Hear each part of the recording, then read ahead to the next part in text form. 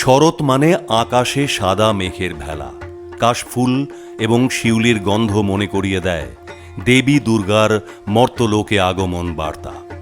হিন্দু শাস্ত্র অনুযায়ী মহামায়ার বাহন ঠিক করে মর্তলোকে সারা বছর কেমন যাবে।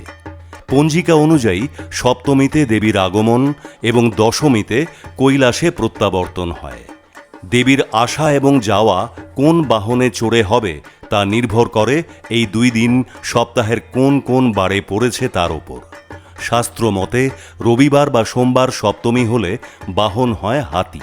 যদি সপ্তমী মঙ্গলবার বা শনিবার হয় তাহলে বাহন হবে ঘোটক অর্থাৎ ঘোড়া।